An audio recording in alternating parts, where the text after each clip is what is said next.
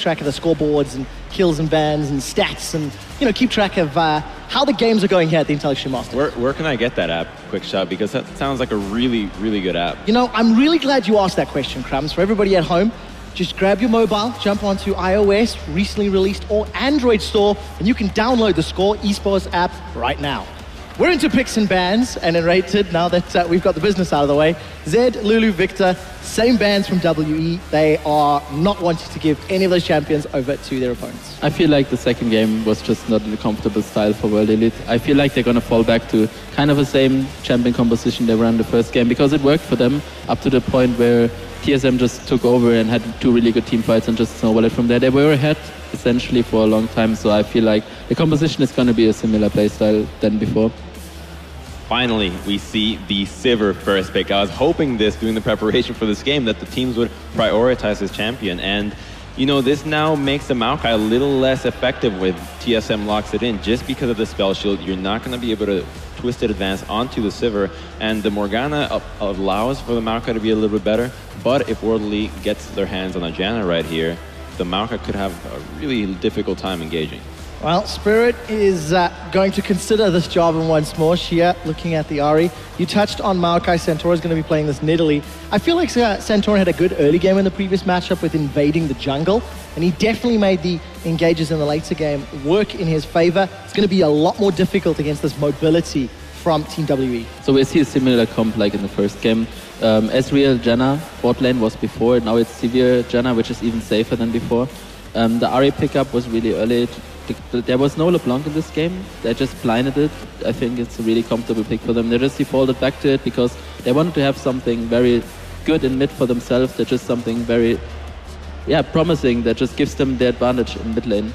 Well, something that has garnered TSM an advantage in the past is that Lucian and Annie both securing wins for TSM. Lucian is locked in. Really strong lanes for the TSM, but what I want to see from World Elite here is a speed comp of Rengar. Rengar is really good against Annie because you can get the jump on her. Against a hard engage composition that is fragile, such as the one that TSM is running with the Annie and the Nidalee, if you get the jump on them first, you will win these fights because you force the Annie to use cooldowns on the wrong targets. But, you know, again with the Jarvan, but hopefully their team composition makes a little more sense with the Sivir, the speed up Hecarim, so they might be able to pull it through this game. And for TSM, last pick, we're probably going to see Alessandra again. Yeah, there is the Alessandra, like we said before.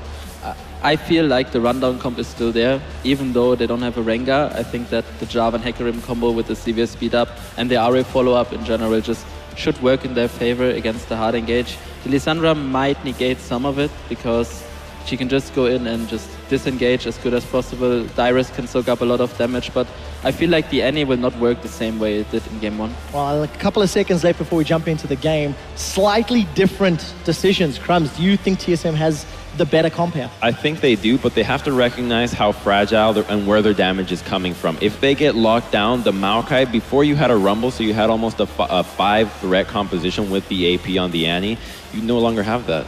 Yeah, TSM going all in with this one with their eyes on the cup. Can they bring it home? We'll find out in a quick second. I prefer.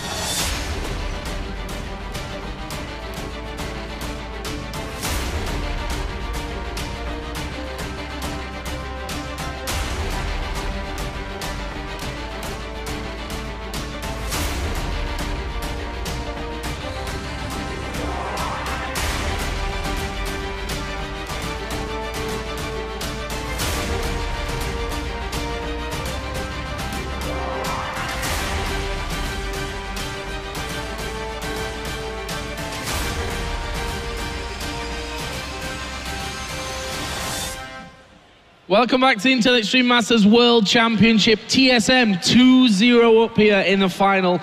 Just one step away from having that TSM name etched into the Intel Extreme Masters trophy.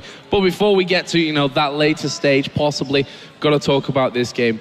We were talking, as we were watching picks and bans there, we don't think TSM has maybe hit their strengths here. I feel like it's a very risky composition they're running here, and by taking Nidalee early, even though World Elite likes to take Jarvan over the Nidalee, you didn't get the Janna, which I feel is very, very important against World Elite, because now look at their setup. It's perfect for them. Loads of engage here, a lot of mobility. You got disengage from the Janna, you got the pick potential off an Ahri, and from Team Solomid side, there's 0 peel, so they're gonna have to rely on being able to hard engage on World Elite as well. If it happens the same as in game 1 where they fall behind, they won't have that vision to get the engages. Nidalee is a jungler who doesn't build side stones, so she won't really add in anything right there, and she doesn't really fit in with hard engage compositions because she wants to sit back and poke, not jump into the backline with the likes of Alessandra and Annie.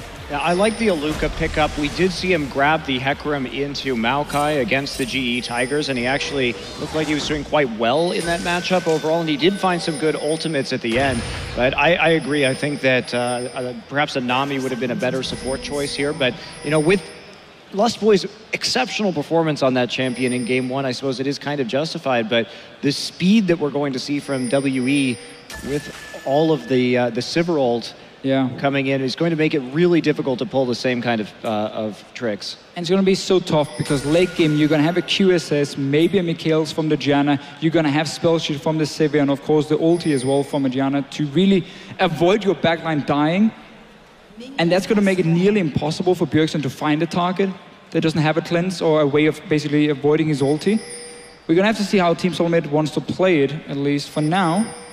They do spot the 2-on-2 in the bottom lane with this D-board they've placed for some level 1 information, and Wild Turtle's already gone all the way to the top side. Yeah, so they will see that the support in the bottom side. No little recall tricks there or anything like that. Instead, WE just giving them the information they need. And Annie on the bottom side, this looks like a quick gank, possibly. I do like this though, lane swapping on a Hecarim. We know he's a trendy force champion there who needs to hit his spike if he wants to really be the big carry. But we also know Luca, he likes to go home guard early with Phage, and then he builds tanks from there. So even if he gets denied, he will still be somewhat tanky for these mid to late game team fights, not just blindly rushing a trendy force for him at least. But I like the lane swap here from Team Solomid. They get a blue buff as well on the weak side of the map because there's no invade from World Elite, and a quick gank in the mid lane. Well, there we go. Got the speed boost from the Orb of Deception, though. So can they pull it up? Yiza is there. This could be a little bit dangerous for them. There was no stun up there for Lustboy, but there is now, and that will force a flash from UJ. Probably better safer than sorry in that position. Yeah, I think that's definitely the safer move right there. Lustboy did, in fact, use this lane swap to try and get Bjergsen ahead on this Lissandra. And Luca there, taking a bit of harass from Wild Turtle into the top side. Meanwhile, Dyrus getting a lot of farm down here, is eventually chased off as Yiza returns to lane. And up in the top lane here, the wave is pushing down towards the Luca on this Hecarim, but he's been forced back already. We're gonna have to see if Team Solomid wants to go and dive him early on this Hecarim. Normally it's gonna be 4 guys doing it though, and as Dyrus has already shown himself in the bottom lane, it makes it a little bit more risky. But you don't want him to freely come up here and pick up all this farm once it gets pushed in from Team Solomid. Spirit, as always, around the dragon. If he sees too many guys, you can see how Santorin is moving on the minimap. He's on the top side. If a Lucas shows himself, he might go in and try and simply force him away from the tower and the entire wave, because you just want to deny that gold from the Hecarim. Yeah, really ward into try and beyond, though, for Aluka, so he's going to have a lot of knowledge. Still going to get hit by that spear and pushed out. Wow, nice stuff here from Santorin. It's going to take Aluka low.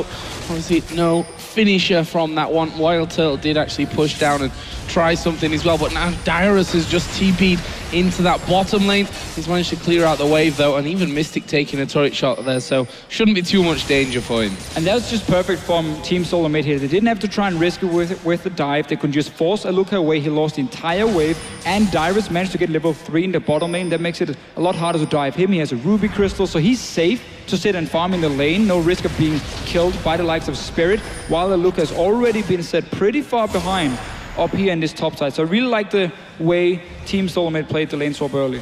Yeah, we do see Spirit hesitating in the base there for a moment, waiting to pick up some more items.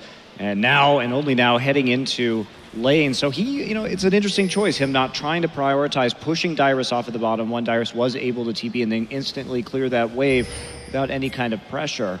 So... Lust Boy has actually been spotted. That could actually work out a little bit dangerous for them. Let's see if they try and go for Lust Boy. But look at this, Santorin's moving over as well. Spirit is still there ready and waiting. Thanks to that Raptor buff, they'll clear out the vision. Aluka gonna come back around. Spear actually did land onto him. He's baiting it. Simply baiting it. Notice how he's not running away instantly. Oh, he was spotted there, Spirit. Spear sent his way. So Team Solomid not falling for the trap here, not going for any dives on Aluka and then risking being counter-ganked by both Janna and Jarvan. Yeah, they will get some more damage down on the tower, however. And that's Lust Boy getting knocked up a little bit. Some damage going down onto him. Oh, dangerous here. Aluka comes around though. They managed to turn it on his head. Lust Boy has even survived that one. And that will be first blood going over to Santorin. Very close though. And this play here from World Elite is coming way too late. If you want to defend your top tower, if you want to allow your Hecarim to farm, you got to move your support up there a lot earlier so he wasn't forced away just by Santorin showing earlier back in level 3, level 4. Meanwhile, Dyrus is now just being put in a one-on-one situation where he can pick up all the farm he needs. You saw how Team Solomid as well here allowed the entire wave to die on the tower before they killed it. So it's not even going to push down towards the Hecarim. This is a very tricky situation for World Elite now. And this little play, it was a smart enough trap, but it just came in way too late if they wanted to save the tower and give some farm to Aluka. And you can see that farm differential absolutely enormous right now between Aluka and Dyrus. They wanted to make that play, they couldn't get it done. And honestly, if you engage that late in that situation, Aluka in trouble. He's 2 levels down on Santorin right now. Yeah, I'm not sure. Oh, well, that's why it's fighting Spirit actually coming up the river there. Santorin now able to just pounce away to safety.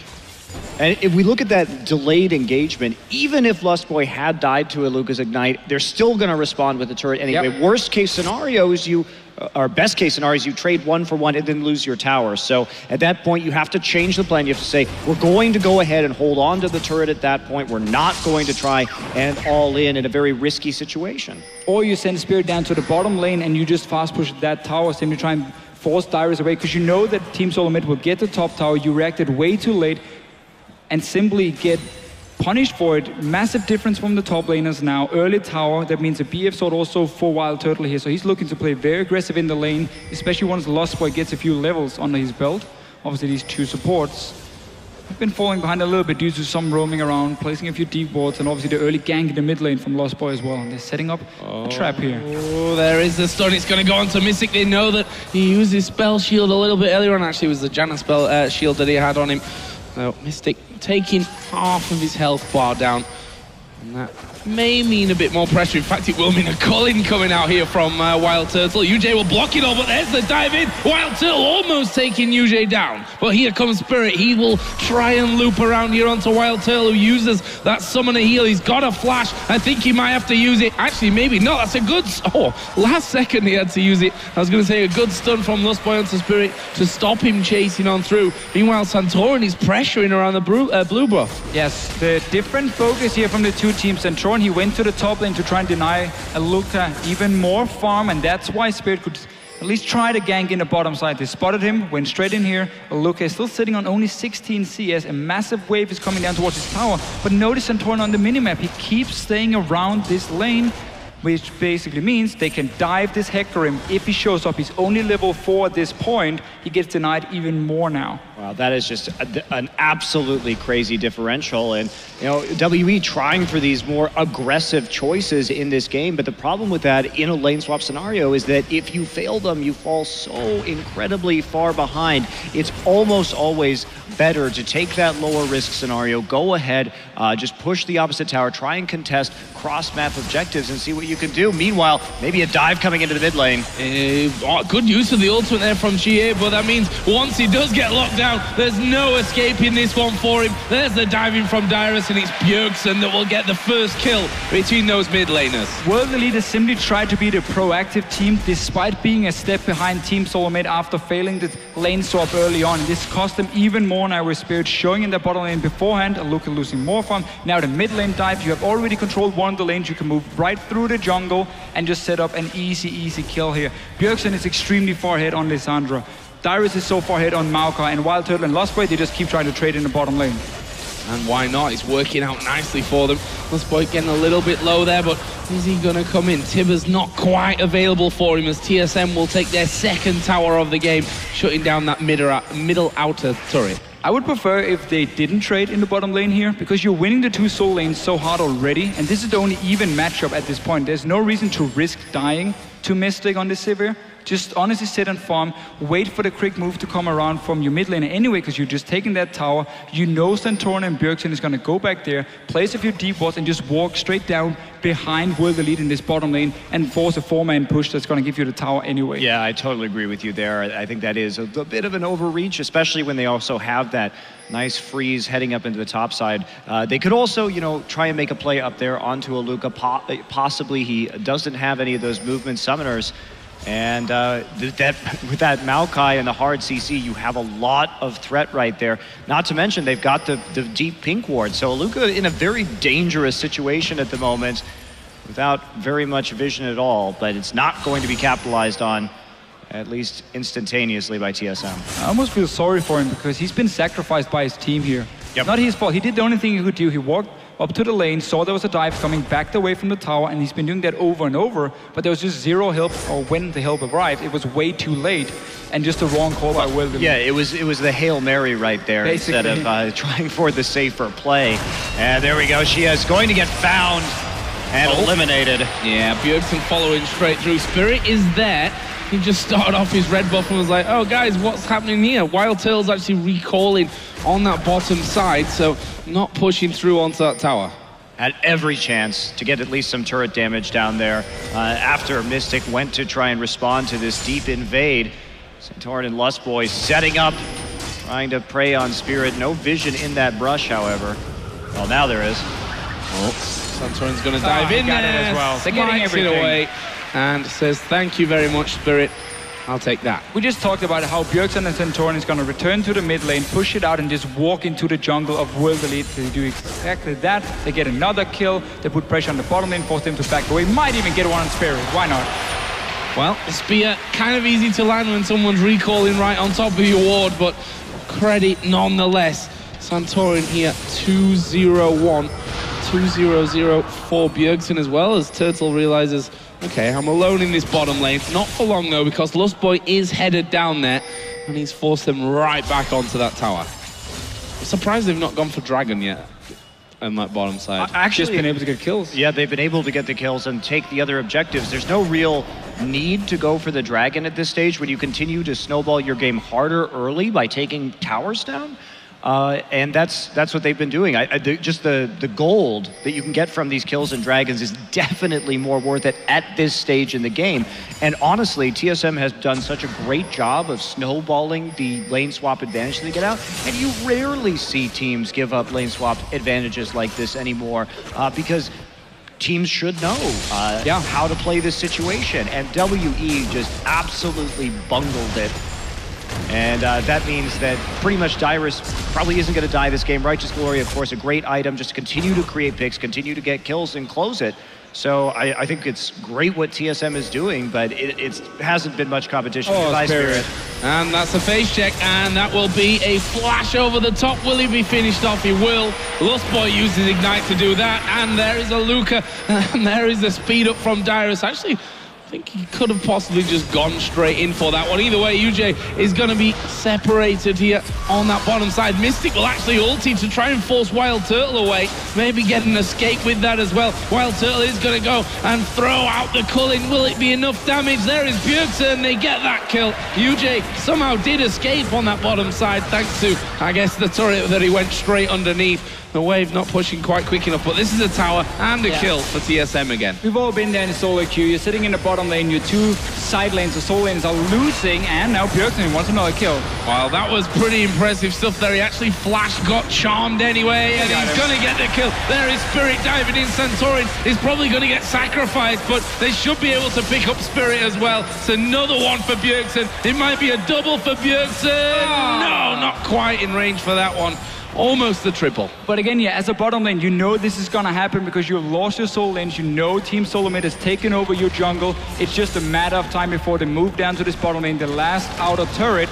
and Semi just dive onto you. Nothing they could do here. That auto turret is gone. More kills for Team Solomid. This is completely snowballing out of control. And we talked about Santorin so much beforehand. We mentioned how early on he's normally not that aggressive. In this game, he's made all the right moves in the early game. He was there to prevent the farm on the Luca. He's been invading into the jungle. He's been getting the kills. And he's been credit to him. He's been sieging the towers as well. Everything. Using, getting that up to attack speed to take him down even faster. He has absolutely been in the right places. So very good display on this Nidalee.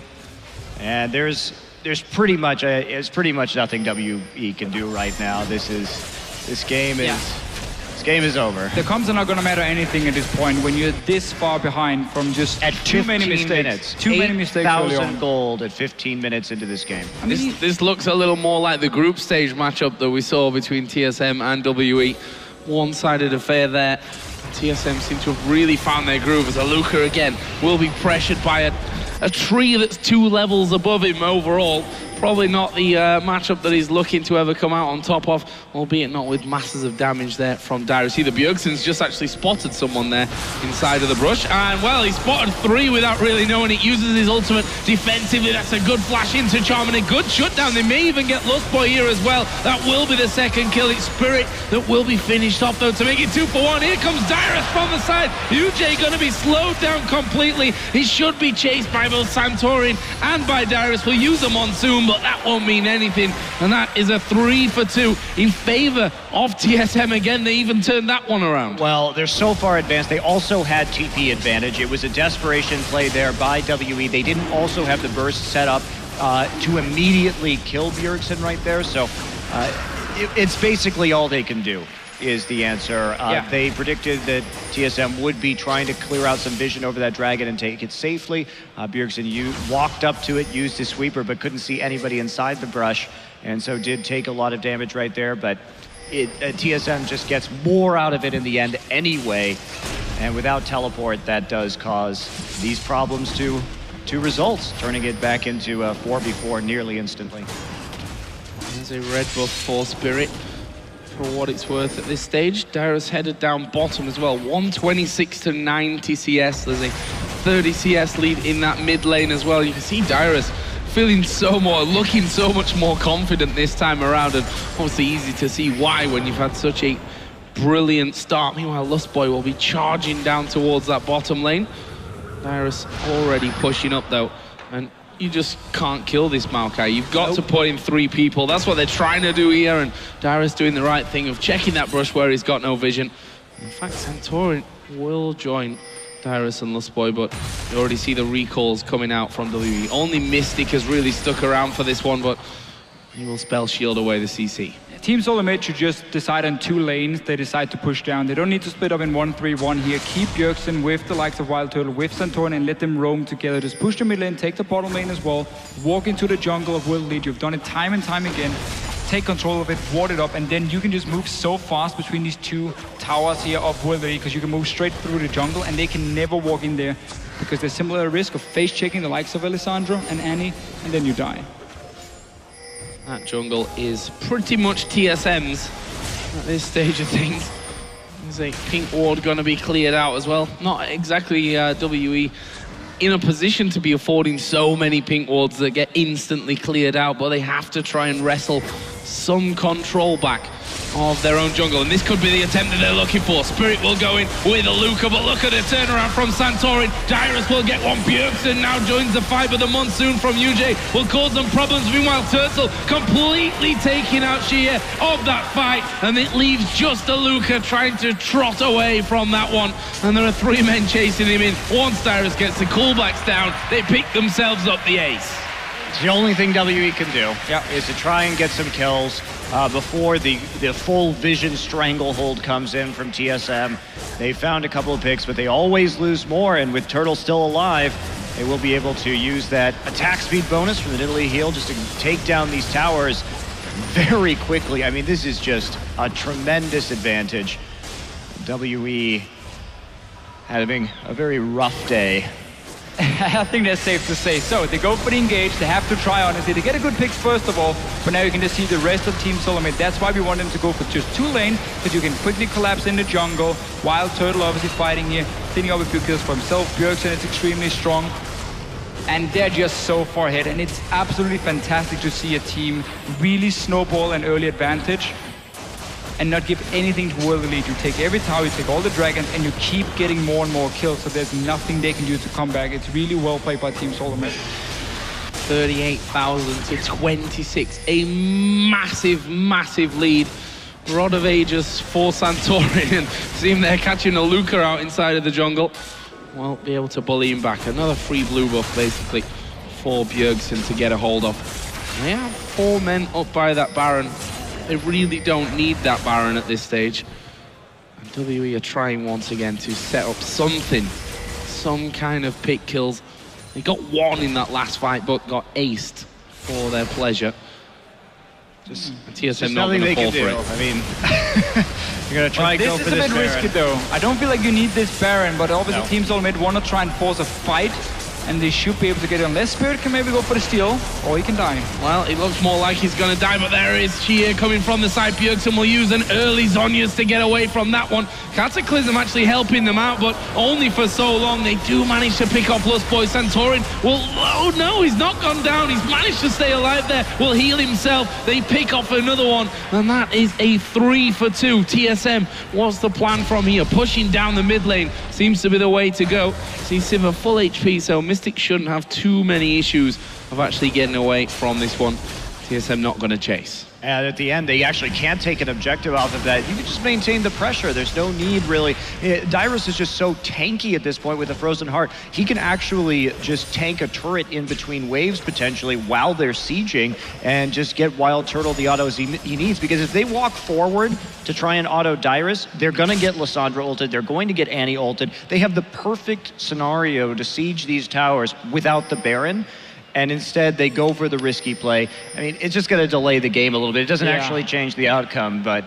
Just a small warning for Team Solomid. They probably shouldn't do it again for now. Still a little bit early in the game, and it gives that risk of the Baron being stolen, or maybe you get caught by a 5-man Hecarim multi inside the Baron pit itself. Now, Dragon is warning 20 seconds. World Elite should not be trying to fight for this one. Go back to your own base here. Hope, honestly, the Team Solomid maybe go for a risky dive, or maybe you can catch them off if you set up a trap in your own jungle. That's your objective here, not fighting around the dragon itself.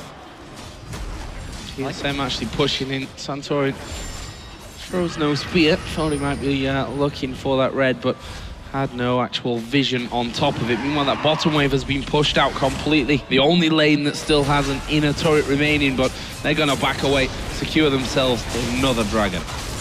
And there's no teleport for Luca now, so you can see Dyrus has built up a massive wave here. Team Solomid just keep pushing that with him. They can very easily go to the bottom lane now and have a potential 5 versus 4, but it seems they want to reset the whole thing again. Wild Turtle going back, let's see what he's buying. Just a longsword for himself, so they allow Luca to push out this wave again, and they seem to be going back towards the Baron. They really don't have need to. This. The best strategy in this situation is not to let your ward line slip in the enemy jungle and just start sieging, because you have every edge in this game in terms of the composition, and there's pretty much no way they can safely engage on you. Just use the teleport advantage as well. I mean, Dyrus will even be able to push up and get some damage on a tower before he potentially need to teleport down. In a 5 versus 4, if Luca ever leaves that lane, well, the tower obviously will take that minion damage and from Dyrus itself. So I feel like Team Solomid at the moment is making it harder for themselves compared to what it have to be.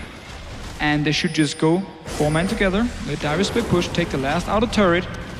You got your Nidalee heal, even a Ghost Plate on Lucian that can be popped over.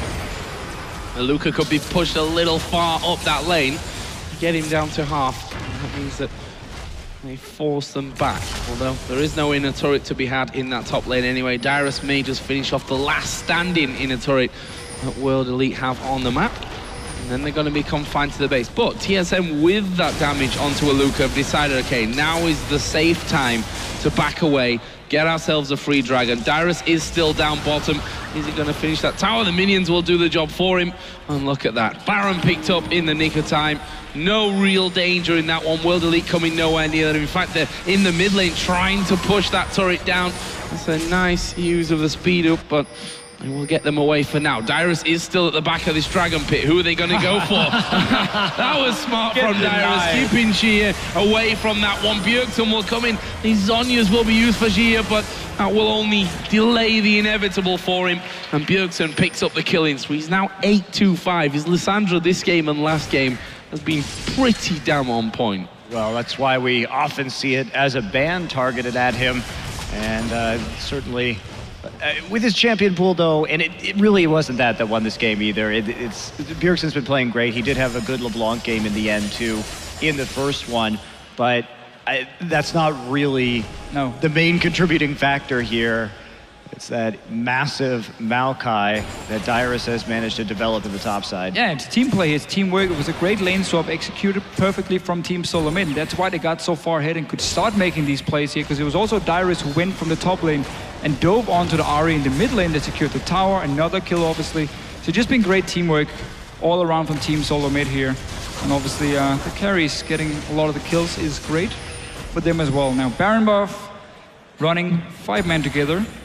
Just gonna start pushing in. You have so much damage on these towers and so little World Elite can do to stop you. Walker needs to recall, and you see there the spears from Santorin.